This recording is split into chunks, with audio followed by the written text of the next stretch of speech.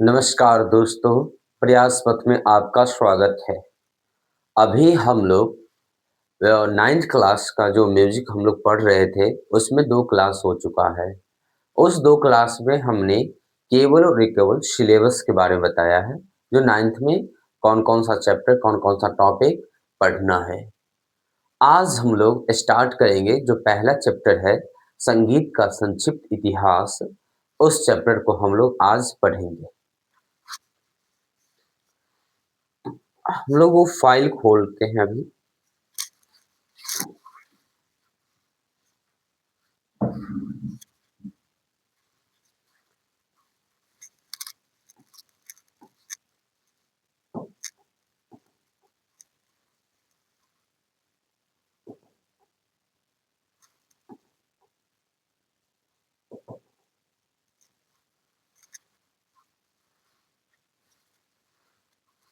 आप लोग आज से अच्छे से पढ़िएगा, ध्यान से पढ़ना है और समझते भी चलना है, याद करते भी चलना है। ओके, इसमें हम लोग कहाँ पढ़ चुके? अच्छा, यही स्टार्ट करना है, ठीक है। आप लोग को दिख रहा होगा, पहला चैप्टर क्या है? पहला है संगीत का संक्षिप्त इतिहास। संगीत का संक्षिप्त इतिहास। अब संगीत के बारे में 9th क्लास में डिटेल तो जानना नहीं है, शॉर्ट में ही जानेंगे। सबसे पहले हम लोग संगीत किसे कहते हैं उसका डेफिनेशन पढ़ लेते हैं यहाँ पे। हालांकि हम लोग पढ़ेंगे इससे अगला वाले चैप्टर में संगीत का डेफिनेशन हम लोग आगे एक चैप्टर में पढ़ेंगे, फिर भी यहाँ पे हम लोग कुछ कुछ समझना तो पड़ेगा। संगीत का डेफिनेशन क्या है? संगीत क्या है? देखिए, गायन, वादन तथा नृत्य के समावेश मतलब सम्मिलित रूप, समावेश को संगीत कहते हैं। क्या कहते हैं? संगीत कहते हैं। संगीत का मतलब तीनों होता है, जब तीनों एक साथ सम्मिलित रूप से बजाया जाता है तो उसको क्या बोलेंगे? गाया बजाया जाता है या नृत्य किया जाता है, तब पूरे सम्मिलित रूप को बोलेंगे संगीत। ना कि एक केवल गान को ही, ना कि केवल डांस को ही और ना ही केवल वादन बजाने को ही, संगीत नहीं। जब तीनों क्रियाएं एक साथ होती है तब हम संगीत नाम देते हैं। तो जैसा कि आप देख रहे हैं संगीत का संक्षिप्त इतिहास, तो इसमें हम लोग को पढ़ना है संगीत को आदि काल से आज तक। आदि काल मतलब प्रारंभिक काल। आदि काल का मतलब क्या होगा? प्रारंभिक काल। आदि काल का मतलब क्या होगा? प्रारंभिक काल। आदि काल से आज तक 3 भागों में बांटते हैं। कितना भागों में बांटते हैं? 3 भागों में बांटा जा सकता है। पहला है प्राचीन काल। क्या है? प्राचीन काल। दूसरा मध्यकाल, तीसरा आधुनिक काल। अब क्या सीखे आप लोग? संगीत को हम लोग कितने भाग में बांटेंगे? तो 3 भाग। संगीत को नहीं, संगीत के इतिहास को, संगीत के इतिहास को हम लोग 3 भागों में बांटेंगे। 3 भागों में बांटेंगे। पहला प्राचीन इतिहास, दूसरा मध्यकालीन इतिहास, तीसरा अ, आधुनिक इतिहास। इन तीनों के बारे में जानेंगे, इन तीनों काल के बारे में जानेंगे। आइए, पहला क्या है? प्राचीन काल। पहला कौन सा है इतिहास? प्राचीन काल। अब देखिए, ये प्राचीन काल कब से कब तक मानेंगे? आदि काल से लेके, आदि काल का मतलब स्टार्टिंग, प्रारंभिक, स्टार्टिंग, स्टार्टिंग जब से समय या जब से मानव को बुद्धि हुआ, थोड़ा बहुत बुद्धि हुआ, तब से स्टार्टिंग आदि काल से लेके 800 ईस्वी तक के समय को क्या बोलेंगे? प्राचीन काल। 800 ईस्वी तक कहने का मतलब समझिए, जैसे ईसा मसीह है, ईसा मसीह का जन्म जिस दिन हुआ या जिस साल हुआ उसको 0 माना, ठीक है। उसके आगे 1, उसके उसके अगले साल 2, 3, 4, 5, इसी तरह से चलते चलते 6, 7, 8, 9, 10, 11, 12, 100 आया होगा, 100 के बाद 200 आया, 500 आया होगा, 500 के बाद 1000 आया होगा, 1000 के बाद 2000 आया होगा, और अभी कितना चल रहा है, साल 2026 चल रहा है। तो इस तरह से इधर जाएंगे तो 800 मिल जाएगा, 800 जाएंगे तो मिलेगा। लेकिन इधर भी आदिकाल का मतलब कि अब जीरो से पहले भी जाएंगे हम, जीरो से पहले भी, तो आदि अब प्रारंभिक समय से लेके 800 ईस्वी तक, बीच में आएगा 800 ईस्वी तक के समय को क्या बोलेंगे, प्राचीन काल। मतलब ऐसा समय जो प्रारंभ से और 800 ईस्वी के बीच हो, उसको प्राचीन काल बोलेंगे। मध्यकाल का मतलब हम लोग समझेंगे 800 ईस्वी से लेके 1900 ईस्वी तक। अब इधर ही 800 और आगे बढ़ेंगे तो 1900 ईस्वी मिलेगा। तो इन दोनों के बीच के समय को क्या बोलेंगे, मध्यकाल। याद रखिएगा, इन दोनों के बीच के समय को क्या बोलेंगे, मध्यकाल बोलेंगे। आधुनिक काल हम कब बोलेंगे, 1900 ईस्वी से आज तक, 1900 ईस्वी से लेके अभी तक जो समय है उसको हम क्या बोलेंगे, आधुनिक काल बोलेंगे। क्या बोलेंगे, आधुनिक काल बोलेंगे।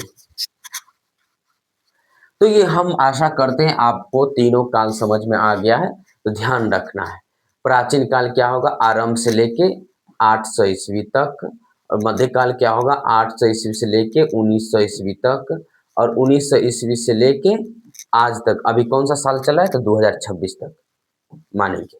और अगले अगले साल 2027 आएगा तो 27 तक मानेंगे, अगले साल 28 आएगा तो 28 तक, जब तक रहेगा मतलब अब तक का। तो इन तीनों समय काल को समझ लिए। आइए आगे देखिए। अब है हम लोग का पहला क्या है, प्राचीन काल। क्या है पहला, प्राचीन काल। प्राचीन काल का आरंभ आदि काल में 4 वेदों की रचना के साथ माना जाता है। प्राचीन काल कब मानेंगे, जिस समय 4 गो वेद का रचना हुआ है। रचना मतलब लिखा गया है। 4 वेद कौन कौन सा है, तो देखिए पहला वेद है ऋग्वेद, ये वेद है। क्या है ये, वेद। दूसरा वेद है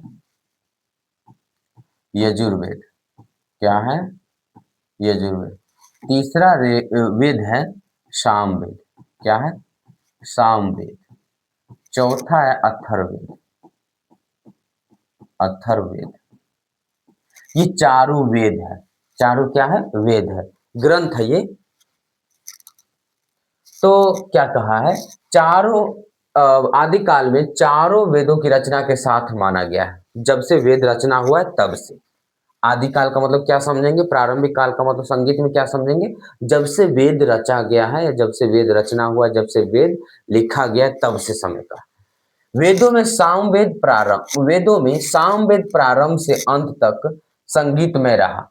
इस वेद में जो सामवेद लिखे थे उसमें सामवेद में स्टार्टिंग से लेके अंत तक संगीत में रहा। इसका मतलब उसमें जो भी लिखा गया है वो संगीत के माध्यम से गाया जाता था। ठीक है, लय में, ताल लय में, राग से गाया जाता था। इसके मंत्रों का पाठ आज भी संगीतमय है। यानी सामवेद में जितना भी मंत्र था, मंत्र मतलब क्या, दोहा वगैरह रहता है, दोहा टाइप का रहता है। उस मंत्र को एक राग के थ्रू पढ़ते थे, राग जैसा पढ़ते थे, ताकि सुनने में अच्छा लगे। और सामवेद में जो भी मंत्र है वो ऋग्वेद का ही मंत्र है। सबसे पुराना वेद ऋग्वेद है, उसके बाद आया यजुर्वेद, उसके बाद आया सामवेद, उसके बाद अथर्ववेद। तो ऋग्वेद में जो भी मंत्र था उसमें से कुछ मंत्र को सामवेद में सम्मिलित किया गया और उसको गाया बजाया गया। ऋग्वेद में गाया बजाया नहीं जाता था, गाया नहीं जाता था। सामवेद में जब जो गाने के लायक है ना उसको ही रखा है, और सामवेद में संगीतमय रूप दिया है मंत्र को। सामगान में केवल 3 स्वर। सामगान का मतलब क्या, वही जो सामवेद में जो भी मंत्र वगैरह है, जो भी रचना है, जो भी लिखा हुआ है, उसको गायन करना, उसको गाना सामगायन कहलाएगा। केवल 3 स्वर, पहले स्वरित, दूसरा उदात्त और तीसरा अनुदात्त। याद रखना, सामगायन में केवल कितना स्वर था, स्वरित, उदात्त और अनुदात्त। मतलब 3 होते हैं। कितना होते हैं, 3 होते हैं। एग्जाम में पूछता है साम गायन में कितने स्वर थे, 3। कौन कौन सा, तो स्वरित, स्वरित, उदात्त, अनुदात्त। स्वरित क्या होता है, सा और मा प के मिला को बोलेंगे क्या, स्वरित। सा मा प को क्या बोलेंगे? स्वरित। संगीत में 7 सुर होते हैं। संगीत में कितने सुर होते हैं? 7 सुर होते हैं। कौन कौन सा सुर होते हैं? सा, रे, गा, मा, पा, धा, नी। देखो 1 2 3 4 5 6 7। संगीत में 7 गो सुर होते हैं। अब सुर क्या होता है, ये अगला चैप्टर में हम एक एक डिफिनेशन, एक एक शब्द का डिफिनेशन बताएंगे आपको। चलिए, तो अभी क्या हम लोग सीखे, जो साम गान जो होता था उसमें कितने स्वर होते हैं? आ, या हाँ, कितने स्वर होते हैं? तो 3 होते हैं। 3 स्वर: स्वरित, उदात्त, अनुदात्त। अब याद रखना, स्वरित में 3 गो सुर था, सा, मा, पा। स्वरित में कितने सुर था? सा, मा, पा। उदात्त में ग और नी था। उदात्त में ग और नी। अनुदात्त में रे और ध। कौन होते थे? रे और ध। फिर से याद रखना, सा, मा, पा स्वरित में, और ग और नी क्या था? उदात्त में। अनुदात्त में कौन सा? रे और ध। ये स्वर थे। धीरे धीरे स्वरों की संख्या में विकास हुआ। धीरे धीरे स्वरों की संख्या में क्या हुआ? विकास हुआ। महाभारत में 7 स्वरों तथा गंधार गान की चर्चा मिलती है। मुख्य पॉइंट है ये। आप लोग बोल रहे होंगे ये 7 गो सुर तो है ही, तो 3 क्या है? 3 क्या है? नहीं, ये अभी को लेकर समझाया गया। पहले स्वरे 3 सुर सुर था, आगे चल के 7 गो सुर हुआ, तब फिर इसको समझाया गया जी ये होता है। आइए, नहीं समझ में आया क्या? एक बार और आप लोग सोचिएगा, फिर हम बताएंगे। धीरे धीरे स्वरों की संख्या में भी विकास हुआ। धीरे धीरे स्वरों की संख्या में विकास हुआ। महाभारत जानते हैं आप? महाभारत, महाभारत में 7 स्वरों तथा गांधार गान की चर्चा मिलती है। मतलब गांधार गान क्या? एक तरह से गीत ही है। जिस तरह से हम लोग नहीं जानते हैं, जो ये फिल्मी गीत हो गया, ये लोकगीत हो गया, ये मतलब सब गीते, गजल हो गया, ये सब तो गीते हैं। ठीक उसी राग भी गाते हैं, तो वो भी गीते एक तरह से। एक ही उसी तरह से क्या है? गंधार गान है। गंधार गान है, जिसकी चर्चा कहाँ मिलती है? महाभारत में। महाभारत भी एक तरह से हिंदू धर्म का क्या है? ग्रंथ है। बड़ा सा मोटा सा किताब का नाम है महाभारत। उसमें चर्चा क्या है? 7 स्वरों और गंधार गान का। बात याद रखना है। आगे देखिए, कनिष्क काल के उपरांत। कनिष्क काल का मतलब क्या समझ? कनिष्क का मतलब होता है, एक राजा का नाम था कनिष्क प्रथम। कनिष्क का राजा का नाम था। काल मतलब समय। कनिष्क के समय के बाद, उपरांत का मतलब बाद। कनिष्क काल के बाद, कनिष्क काल के उपरांत का मतलब ये समझना है, जो कनिष्क का जो भी टाइम पीरियड था, जो भी समय था शासन करने का, राजा क्या करता है? शासन करता है, शासक होता है एक तरह से। तो उस शासन के उपरांत 200 से 400 ईस्वी में भरत मुनि कृत। भरत मुनि भी क्या? एक व्यक्ति का नाम है। भरत मुनि क्या है? एक व्यक्ति का नाम है, विद्वान का नाम है, एक तरह से बोल सकते हैं। भरत मुनि कृत। कृत मतलब क्या? रचना, किया हुआ, लिखा हुआ। भरत मुनि द्वारा लिखा हुआ, भरत मुनि द्वारा कृत। नाट्य शास्त्र, ये क्या है? नाट्य शास्त्र क्या है? एक बुक का नाम, एक क्या है? किताब का नाम है। नाट्य शास्त्र क्या है? किताब का नाम है। किताब को ही हम लोग ग्रंथ बोलते हैं ना, तो अब से हम लोग ग्रंथ शब्द यूज करेंगे। जहां भी ग्रंथ आएगा उसको हम क्या समझेंगे? एक बड़ा सा मोटा सा किताब है। तो नाट्य शास्त्र किसके द्वारा लिखा हुआ है? तो भरत मुनि के द्वारा। नाट्य शास्त्र किसके द्वारा लिखा हुआ है? भरत मुनि के द्वारा। याद रखना है, संगीत के लिए काफी उपयोगी पुस्तक है। जो संगीत में सबसे ज्यादा उपयोगी पुस्तक कौन सा है? नाट्य शास्त्र। कौन सा है? नाट्य शास्त्र। इससे पहले वाला चर्चा आप बताइए। संगीत को हम लोग 3 भागों में बांटे इतिहास के अकॉर्डिंग: प्राचीन काल और मध्यकालीन और क्या? आधुनिक। प्राचीन इतिहास या प्राचीन काल कहाँ से कब? आराम से लेके 800 ईस्वी तक। कब से? 800 था ना, 900 नहीं था। कहीं कहीं 900 भी मिलता है। हाँ, 800 ही। ठीक। तो प्राचीन काल से आरंभिक समय से लेकर 800 ईस्वी तक प्राचीन काल हुआ। 800 ईस्वी से 1900 ईस्वी तक मध्य काल हुआ। और 1900 ईस्वी से लेकर अब तक तो कौन सा काल होगा? आधुनिक काल होगा। ये चीज सीखे हम लोग। अगला चीज सीखे हैं जो संगीत, हाँ, प्राचीन आरंभिक समय कब से मानेंगे, तो जब से वेद की रचना हुई है, वेद लिखा गया तब से मानेंगे, वहां से स्टार्ट हुआ आरंभिक समय। ठीक है। अब हम लोग ये देखें जो सामगान था, उसमें एक सामवेद था, तो सामवेद से ही संगीत की उत्पत्ति हुई, सामवेद से ही संगीत का जन्म हुआ है। उससे पहले कोई संगीत के नाम का चीज था ही नहीं।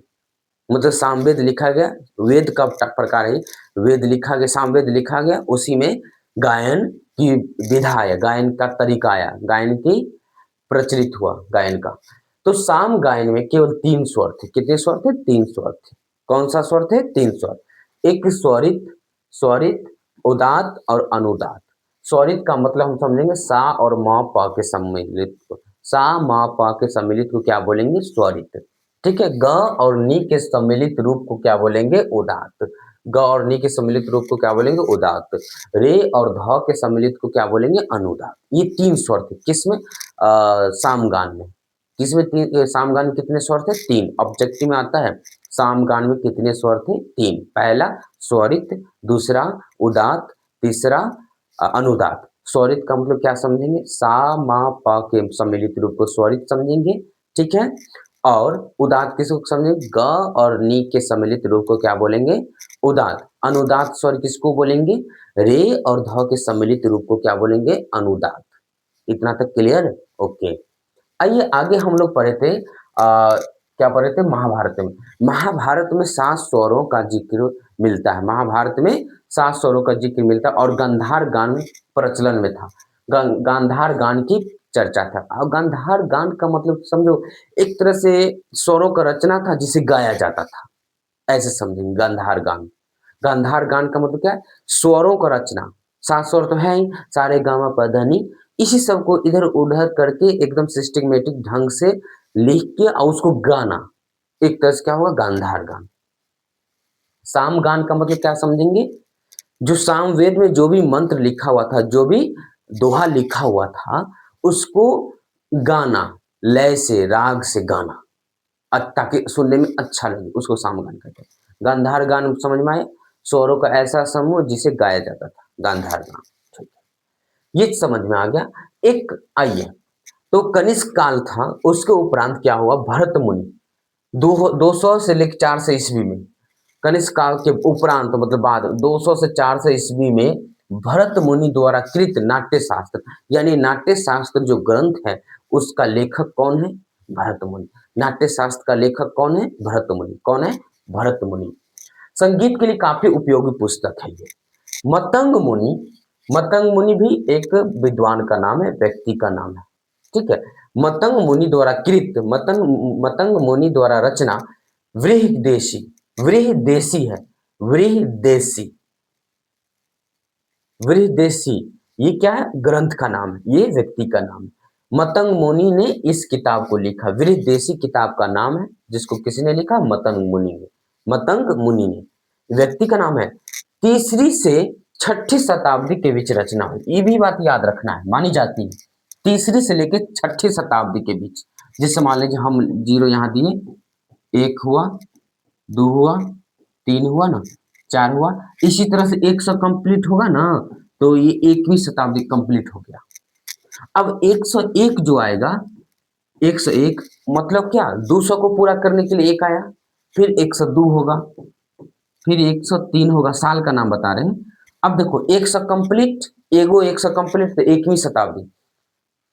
अब 200 कंप्लीट हो जाएगा, 2री शताब्दी कंप्लीट। अब जो 201 जो आएगा वो 3री शताब्दी स्टार्ट होगा। वो यहाँ पे 100 आया तो पहली शताब्दी कंप्लीट, अब 101 आया ना तो ये 2री शताब्दी हो गया। शताब्दी का मतलब 100 वर्ष। पहला 100 खत्म तो पहला 100 होगा, पहली शताब्दी हुआ। दूसरा 100 स्टार्ट होगा तो 2री शताब्दी बोलेंगे। दूसरा 100 स्टार्ट करने के लिए 101, 102, इसी तरह से 200 तक जाएंगे तो ये 2री शताब्दी कंप्लीट हुआ।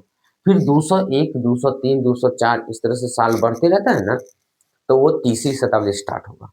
तो वही 3री शताब्दी से 6ठी शताब्दी के बीच मानी जाती है। 3री शताब्दी कब से कब तक होगा?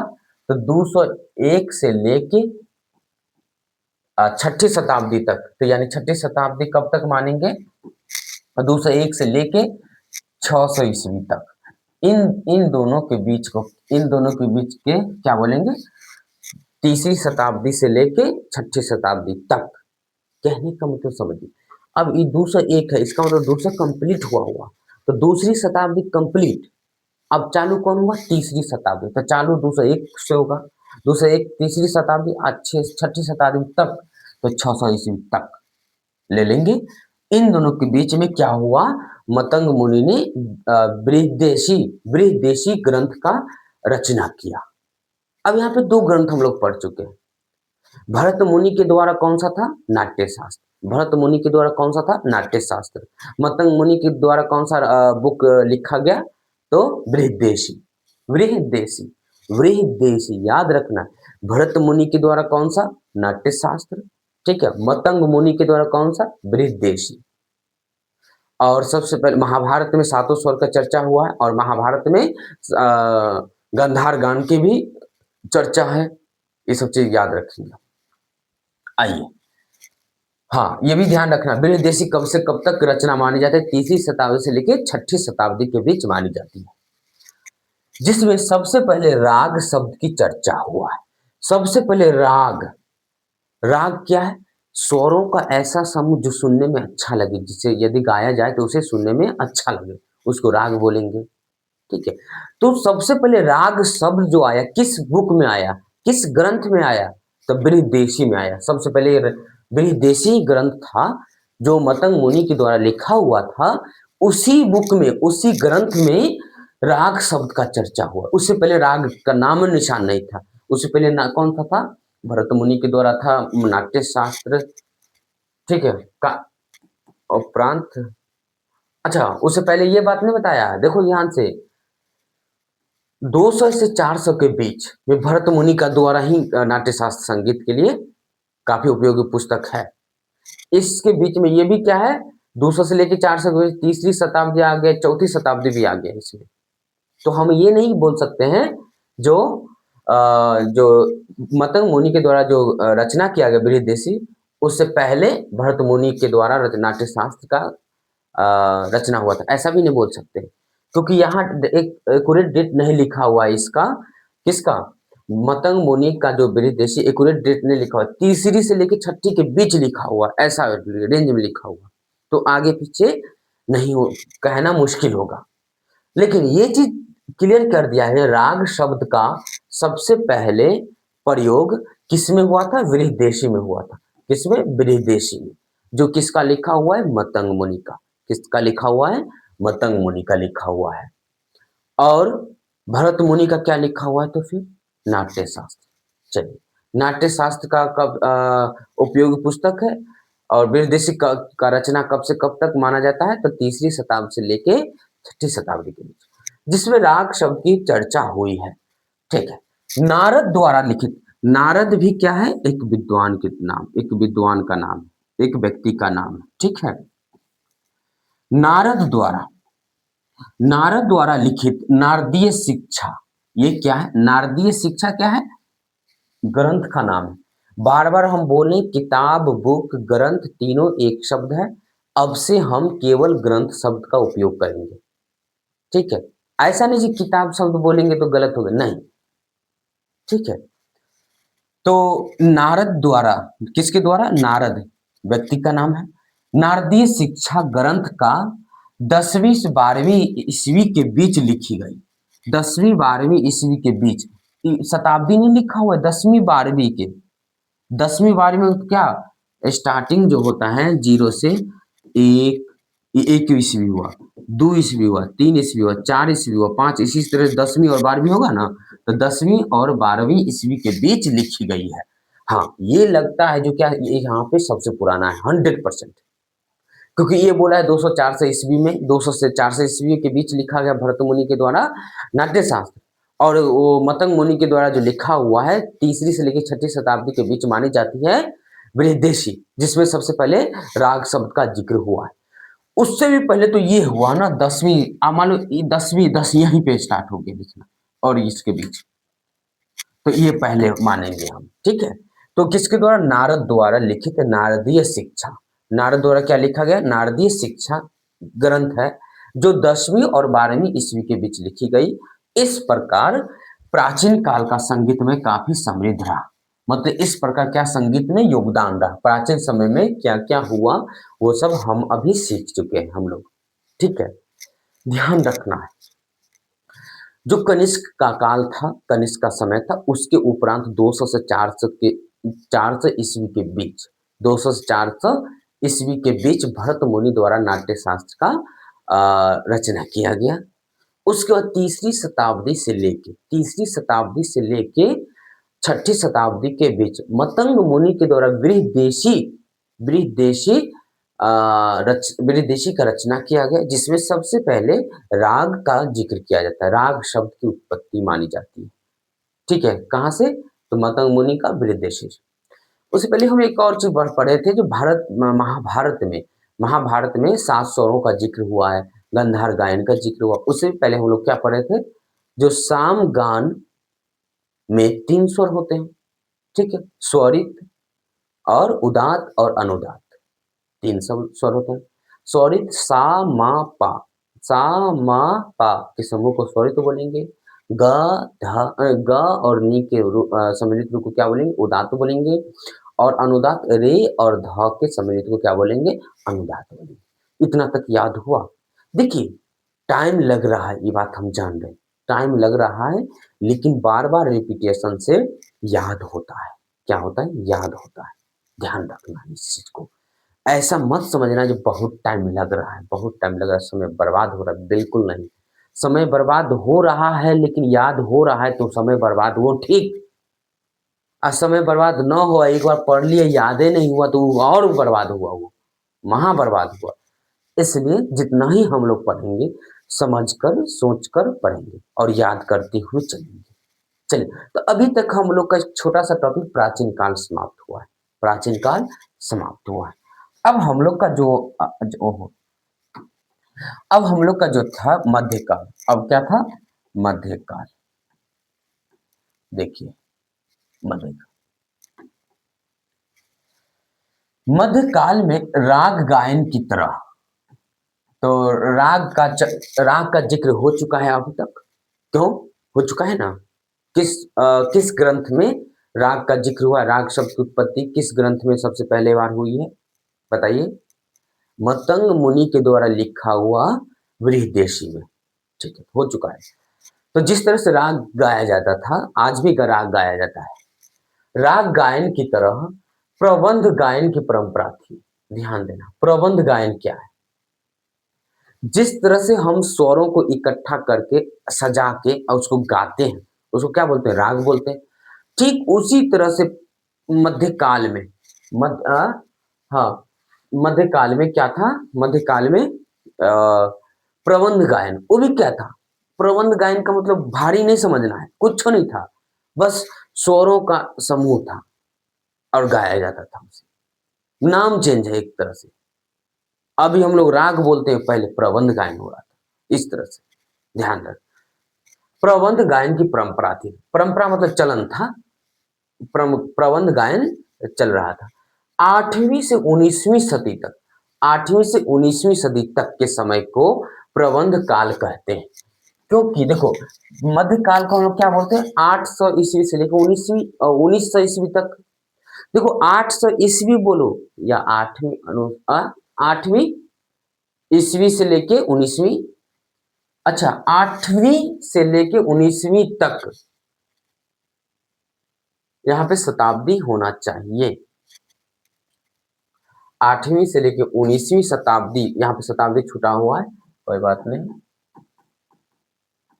शताब्दी छूटा हुआ है।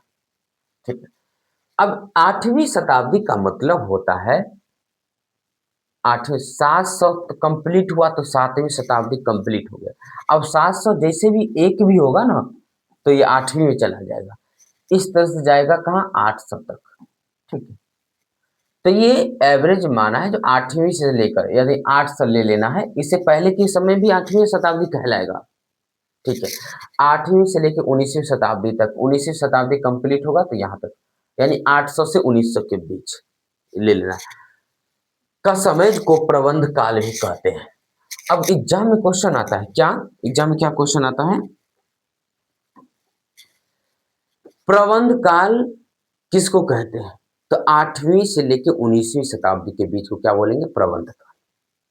क्योंकि इस काल में प्रबंध गान गाया जाता था, प्रबंध गाया जाता था, इसलिए प्रबंध काल कहते हैं। प्रबंध गाया जाता था, फिर दिक्कत हो रहा होगा, प्रबंध गान क्या है ये भी समझना। स्वरों का ऐसा समूह जिसे गाया जाता था, प्रबंध गायन हो गया। नाम चेंज है, सामगान, गांधर्व गान। गांधर्व गान किस में चर्चा हुआ है? महाभारत में गांधर्व गान का चर्चा है। ठीक है, याद रखना। आप लोग फिर से बताओ, नाट्य शास्त्र किसके द्वारा लिखा हुआ है? बताइए। भरत मुनि के द्वारा। किसके द्वारा? भरत मुनि के द्वारा। और वृहदेशी किसके द्वारा लिखा हुआ है? मतंग मुनि के द्वारा। सबसे पहले राग का जिक्र कहाँ, किस ग्रंथ से मिलता है? मतंग मुनि द्वारा लिखित कौन सा है? वृहदेशी से मिलता है, वृहदेशी। आइए पीछे वाला रिपीट अब नहीं करना है, हो गया। हाँ, तो प्रबंध गायन की परंपरा थी किस काल में? मध्य काल में। ये भी पूछा जाता है किस काल में प्रबंध गायन की परंपरा थी? तो मध्य काल है। 8वीं से 19वीं तक के समय को प्रबंध काल भी कहते हैं। यह संगीत का स्वर्ण काल था। यह संगीत का क्या था? स्वर्ण काल। स्वर्ण मतलब स्वर्ण सोना शब्द से आया है। स्वर्ण मतलब सोना। सोना क्या होता है? अच्छा होता है, अच्छा माना जाता है। इसलिए संगीत कब से अच्छा मानने लगा? तो मध्यकाल से। और इसलिए इसे स्वर्ण काल कहा जाता है, स्वर्ण काल था। यह संगीत का स्वर्ण काल था, मतलब अच्छा समय था ये। राज्य की ओर से संगीतकारों को आश्रय, आश्रय मतलब जगह देना, तनख्वाह मतलब वेतन मिलती थी। सरकार या राज्य की ओर से, पहले तो कोई सरकार था ना, मतलब राजा था ही, राजा मतलब शासक था। और शासक सब क्या करता था? संगीत, जो संगीतकार था, जो संगीतकार था, म्यूजिशियन था, जो गायक था, वादन बजाने वाला था, इन सबको क्या आश्रय जगह दिया अपने महल में बजाने के लिए, और तनख्वाह मतलब वेतन भी देना स्टार्ट किया, मिलती थी। 11वीं शताब्दी में मुसलमानों के आक्रमण के बाद, जब मुसलमान आक्रमण किया, मुसलमान शासक आक्रमण के बाद उनकी सभ्यता संस्कृति का हमारी सभ्यता संस्कृति पर प्रभाव पड़ा। यानी जब मुसलमान आक्रमण किया, हम लोग के देश पर अटैक किया और हम लोग के देश के राजा को मार दिया और वो खुद शासन करने लगा, तो उनका सभ्यता संस्कृति हमारे सभ्यता पर प्रभाव डाला। सभ्यता संस्कृति क्या होता है? सभ्यता संस्कृति का मतलब समझेंगे, हमारा रहन सहन, चाल ढाल, बोल बाल, खान पान, इन सब के समूह को क्या बोलेंगे? सभ्यता संस्कृति। सभ्यता संस्कृति का मतलब क्या समझेंगे? हमारा रहन सहन, चाल ढाल, खान पान, पहनावा, ओढ़ावा, इन सब के सम्मिलित रूप को क्या बोलेंगे? सभ्यता संस्कृति। हम लोग आम बोलचाल की भाषा में नहीं बोलते हैं, उसका सभ्यता खराब है, सभ्य नहीं है वो, संस्कृति खराब है, संस्कृति अच्छा नहीं। संस्कृति सभ्यता क्या मतलब? हमारा रहन सहन, चाल ढाल, खान पान, ये सब। तो ये मुसलमानों का जो भी रहन सहन था, चाल ढाल था, खान पान था, उन सब का प्रभाव हमारी संस्कृति पर पड़ा। फलस्वरूप उत्तरी संगीत, दक्षिणी संगीत दोनों अलग हो गए। इसका मतलब क्या? उत्तर में जो देखो, उत्तर और दक्षिणी क्या होता है? अब यहाँ पे कैसे भारत का मैप छोटा सा बनाते हैं, छोटा सा मैप बनाएंगे, मान लेते हैं ये, ओहो, रुक जाओ, ये मान लेते हैं क्या है,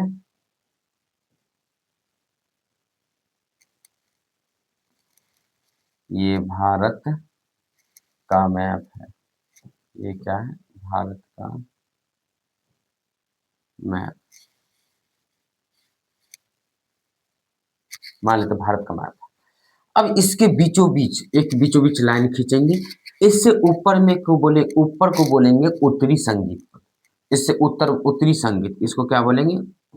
ऊपर का भाग को उत्तरी संगीत। इससे नीचे वाले को क्या बोलेंगे? दक्षिणी संगीत, दक्षिणी संगीत।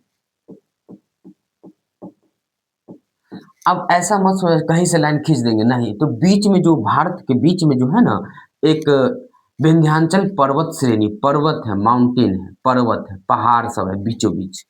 तो उसी पहाड़ के इस पार को बोलेंगे दक्षिणी संगीत, उसी पहाड़ के उस पार को बोलेंगे उत्तरी संगीत। तो मुसलमानों सब जो अटैक किया इधर इस वाले एरिया में, इस वाले एरिया में ही अटैक किया और यहाँ शासन करने लगा, यहाँ शासन करने लगा। तो प्रभाव उत्तरी संगीत में ही पड़ेगा, नीचे वाला में नहीं, क्योंकि नीचे में है ही नहीं मुसलमान, ऊपर में था। तो ऊपर में जहां तक उसका क्षेत्र था वहीं तक प्रभाव डाला, नीचे में नहीं। इसलिए क्या हुआ, संगीत पर मुसलमानों के संगीत का प्रभाव पड़े। मुसलमानों का सभी संगीत न होता था, सबका संगीत होता था, ठीक है। तो दोनों अलग अलग होने लगे, क्या, उत्तरी संगीत और दक्षिणी संगीत। उत्तरी संगीत किसको बोलेंगे, उत्तरी भारत, उत्तर भारत में जो होगा उसको, और दक्षिणी संगीत किसको बोलेंगे, दक्षिणी भारत में। भारत के दो पार्ट करेंगे, ऊपर वाले को उत्तरी भारत और नीचे वाले को दक्षिणी भारत। तो उत्तरी भारत मतलब उत्तरी संगीत और दक्षिणी भारत में दक्षिणी संगीत, दोनों अलग अलग हो गया, दोनों का संगीत अलग हो गया। उत्तरी भारतीय संगीत पर कौन सा संगीत, उत्तरी भारतीय संगीत पर मुसलमानों के संगीत का प्रभाव पड़ने लगा। मुसलमानों का जो म्यूजिक था, संगीत था, उन सब का प्रभाव अब हम लोग के संगीत पर पड़ने लगा। आइए, आईने अकबरी के अनुसार अकबर के दरबार में 36 संगीतज्ञ थे। कितना थे, 36। आईने अकबरी क्या है, ये ग्रंथ का नाम है, ये क्या है, ग्रंथ का नाम है। इस ग्रंथ के अनुसार अकबर के दरबार में, अकबर राजा का नाम था, शासक का नाम था, मुसलमान शासक था ये, ठीक है। अकबर के दरबार में कितना संगीतज्ञ थे, कितना संगीत के विद्वान थे, कितना संगीतकार थे। अब संगीतज्ञ का मतलब कोई गाता होगा, कोई बजाता होगा, ठीक है, कोई नाचता भी होगा। तो ये सब का ये कहता है, ये ग्रंथ कहता है जो अकबर के दरबार में 36 संगीतज्ञ थे। कितना थे, 36, 36, जिनमें तानसेन सबसे प्रमुख थे।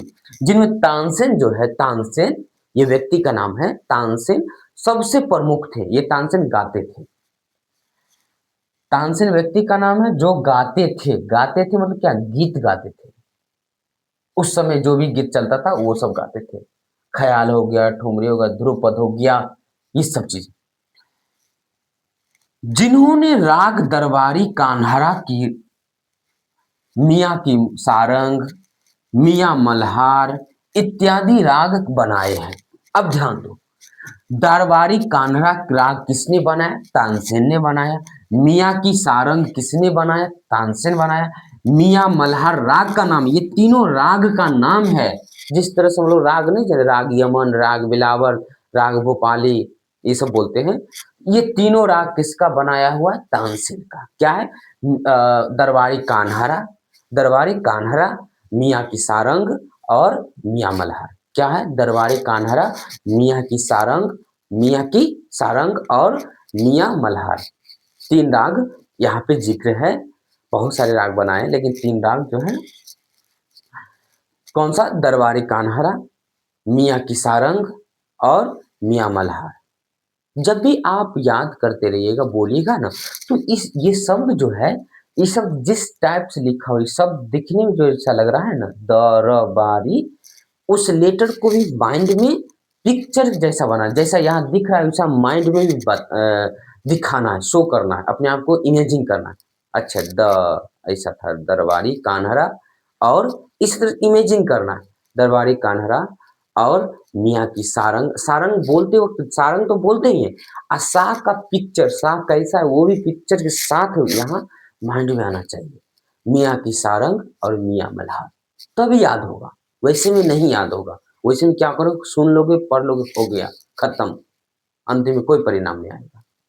तो इमेजिन, पिक्चर के साथ, जैसे कान्हरा ऐसा लिखा हुआ है, तो ऐसा लिखा हुआ पिक्चर अपने मन में सोचेंगे, जो क्वाकर का आधा वो न रॉक रहा था, अच्छा ऐसा कान्हरा, तब याद होगा। और वैसे अभी दारवारी कान्हरा, मियाँ के सारंग और मियाँ मल्हार, या नहीं, हाँ मियाँ मल्हार, ठीक है, तो याद करेंगे, कल भूल जाएंगे, एकदम 100% कल भूल जाएंगे। आइए, तो आईने अकबरी जो ग्रंथ है, उस ग्रंथ के अनुसार अकबर के दरबार में कितने संगीतज्ञ थे, 36, 36 थे, 36। जिसमें सबसे प्रमुख कौन थे? तानसेन। तानसेन के द्वारा 3 राग बनाया गया। कितना राग? 3 राग। अभी जिक्र है 3 राग का, इसलिए ऐसा 3 ही नहीं, 3 राग का जिक्र है। क्यों? दरबारी कान्हड़ा, मियाँ की सारंग और मियाँ मल्हार, 3 राग बनाया गया। इत्यादि राग बनाए गए। इत्यादि मतलब लगाओ, इत्यादि मतलब और सब राग है, इसमें 3 फेमस है। इनके बनाए ध्रुपद आज भी प्रसिद्ध है, यानी इनके बनाए ध्रुपद आज भी प्रसिद्ध। ध्रुपद क्या है? ध्रुपद भी एक तरह से गाना ही है। एक तरह से ध्रुपद भी क्या है? एक तरह से गाना ही। ये बहुत स्लो स्लो गाया जाता है, बहुत स्लो स्लो गाया जाता है।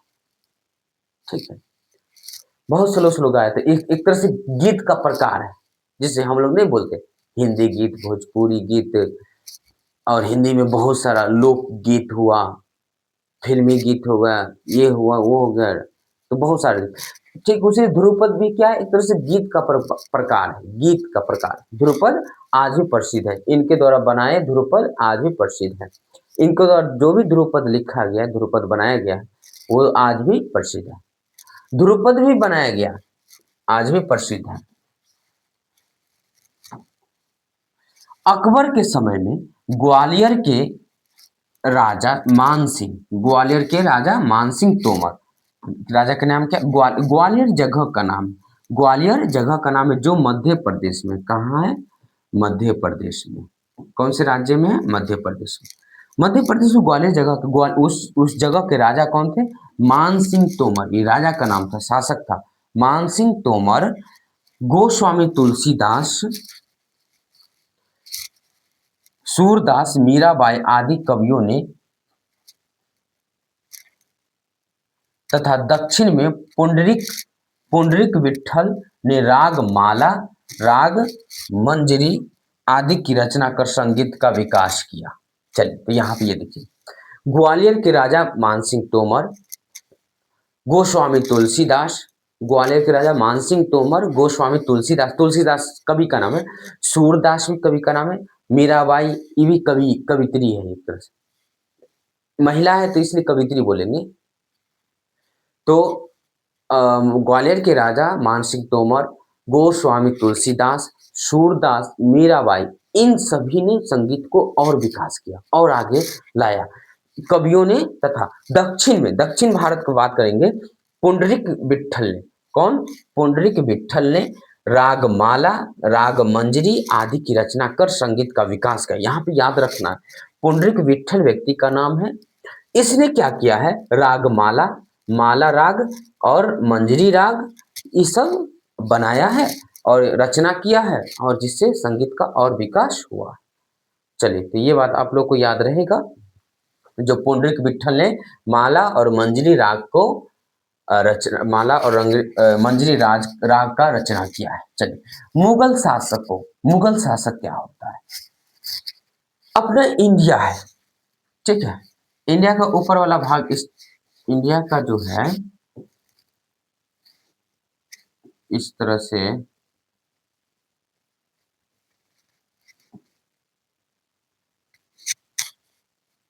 मान लेते हैं, ये इंडिया, ठीक है। इंडिया से ऊपर में देखेंगे तो इंडिया से ऊपर में एक और देश है, उस देश का नाम है चीन। ये भारत है, ये क्या है? भारत है, ये भारत, उसके ऊपर में चीन, और इससे ऊपर भी एक और देश का नाम है, वो देश है मंगोलिया। क्या देश है? कौन सा देश है? मंगोलिया। याद रखना, अपना भारत, भारत से ऊपर में चीन है, चीन से ऊपर क्या है? मंगोलिया देश है। ये भी देश, ये भी देश, ये भी देश है, ठीक है। इस देश के जितना भी लोग शासक थे, उस शासक को क्या बोलेंगे? मुगल शासक।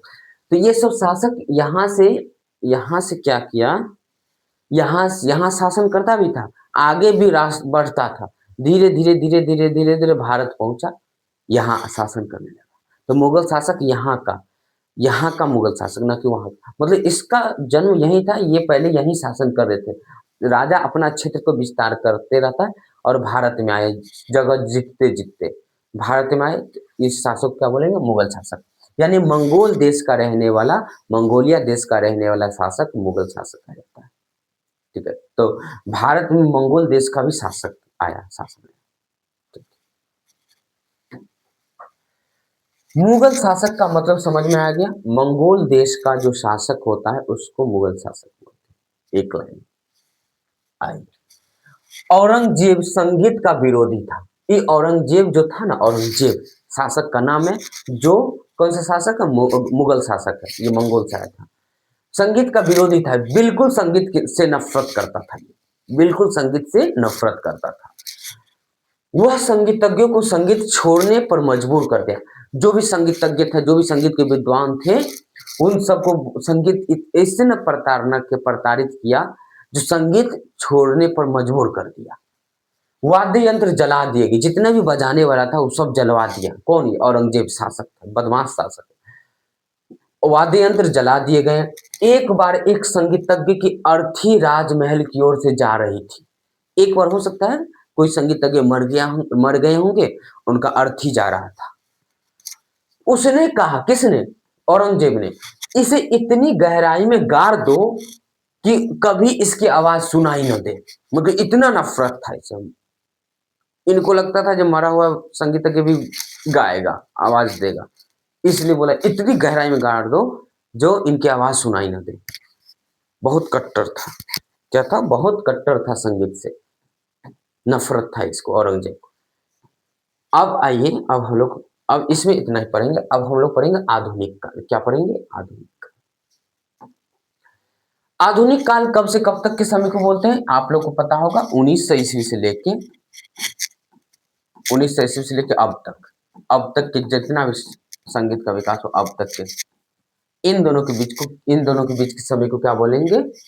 आधुनिक काल। 1900 ईस्वी से लेकर अब तक के समय को क्या बोलेंगे? आधुनिक काल। तो इस काल में अंग्रेज सब आया, शासन कर रहा था भारत पे। इस काल में कौन? अंग्रेज शासन कर रहा था। अंग्रेजों को सिर्फ शासन करना था। अंग्रेजों को सिर्फ क्या करना था? शासन करना था।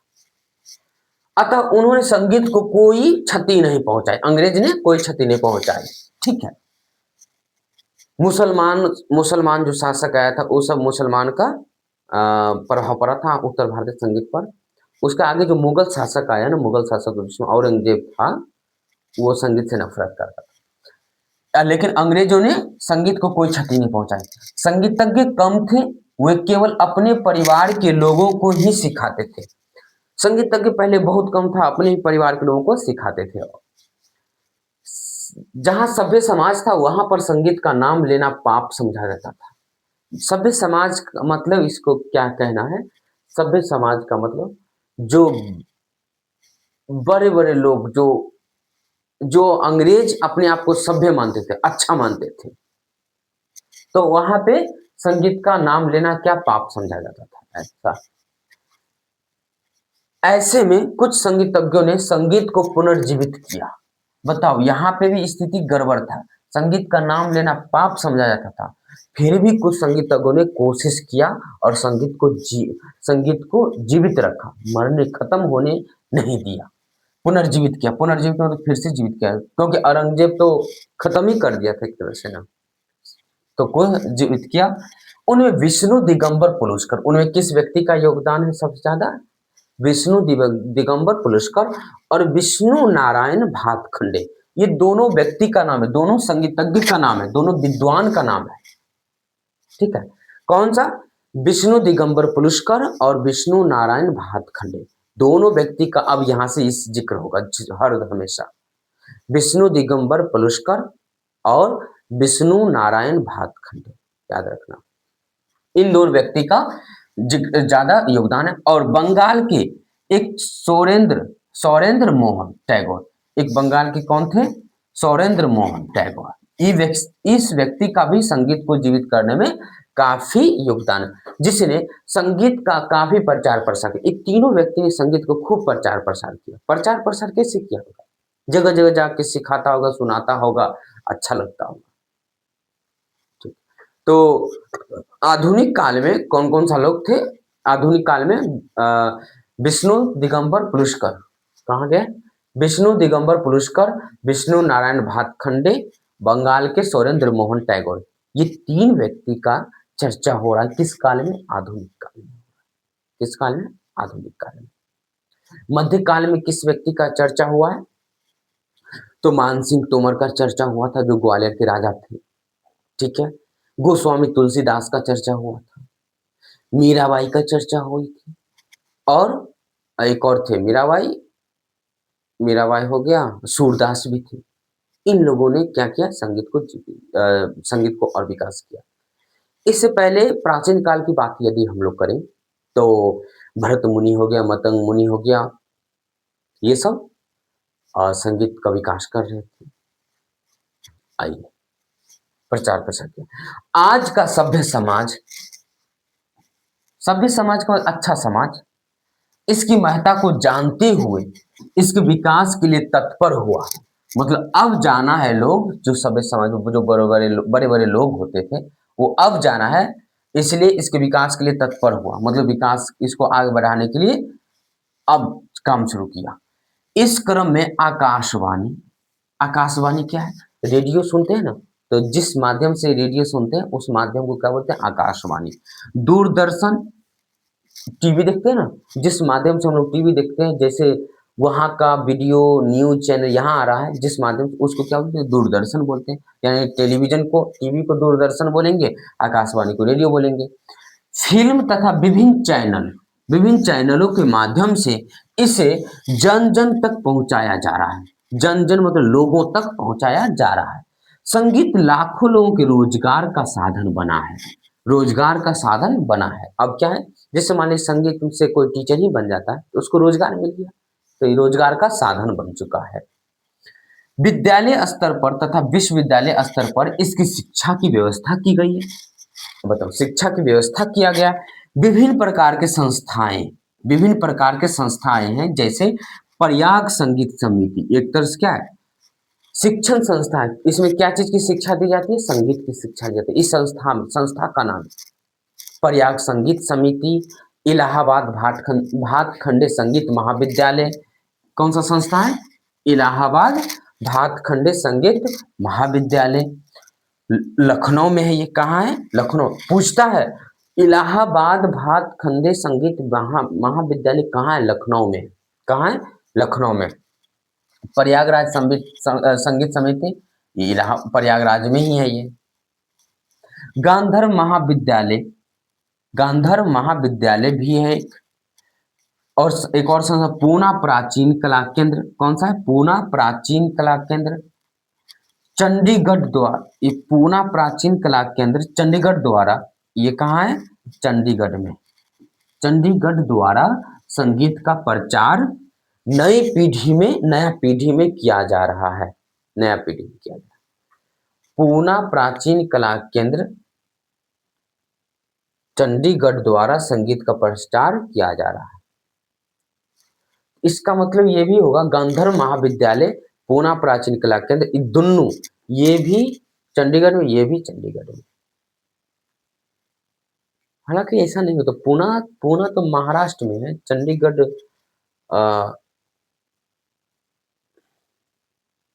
अच्छा, इसको हम आप लोगों को क्लियर कर देंगे, जो ये कौन कौन सा संस्थान कहाँ है, ठीक है। यहाँ ये देखो, ये दोनों कॉमा दे के लिखा हुआ है लखनऊ, ठीक है। तो इस आधार पर हम लोग समझ सकते हैं, गांधर्व महाविद्यालय, पूना प्राचीन कला केंद्र, चंडीगढ़ द्वारा संगीत का प्रचार किया गया। इस तरह से समझ सकते हैं, लेकिन आगे चल के हम क्लियर कर देंगे आप लोग को। आइए, अब ये देखिए क्या है, क्वेश्चन है, संगीत का संक्षिप्त इतिहास लिखें। यानी अभी तक जो भी हम लोग पढ़े हैं इसके आंसर में लिख देंगे। इसका आंसर हो गया, संगीत के इतिहास को कितने भागों में बांट सकते हैं, तो 3 भागों। इसका आंसर क्या होगा, केवल और 3, बस, ठीक है। ये टॉपिक हम लोग का खत्म हो गया। अब हम लोग अगले क्लास में सेकेंड चैप्टर को स्टार्ट करेंगे, ठीक है। अभी तक जितना भी पढ़े उसमें कोई प्रॉब्लम भी है नहीं ना, कोई प्रॉब्लम नहीं होना चाहिए, ठीक है। हम खुद एक एक शब्द को बताने का कोशिश करते हैं, खुद सारा चीज बताने की कोशिश करते हैं, लेकिन फिर भी कुछ ना कुछ छूट गया होगा तो आप कमेंट में लिखिएगा, हम अगले वीडियो में उसको बता देंगे, ठीक है। आज के लिए इतना ही, धन्यवाद।